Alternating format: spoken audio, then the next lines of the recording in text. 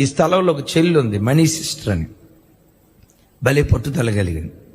పెండ్లో 2 పిల్లలు పుట్టిన తర్వాత ఒకరోజు వాళ్ళ ఇంటికి వెళ్తే, అయ్యగారు నేను కాంపిటేటివ్ ఎగ్జామ్కి ప్రిపేర్ అవుతున్నాను, ఎట్లాగైనా రైల్వే ఉద్యోగం కొట్టేటట్టుగా మీరు గట్టిగా ప్రార్థన చేయండి అయ్యగారు అంది.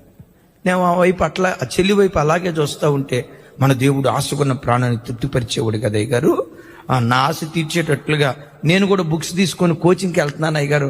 సాయంత్రం ఏంటంటే మా పిల్లలు అక్కడ హోంవర్క్ చేసుకున్నారు, ఇక్కడ నేను చదువుకుంటున్నా. ఎంత బ్రహ్మాండంగా ఉందో చూడండి.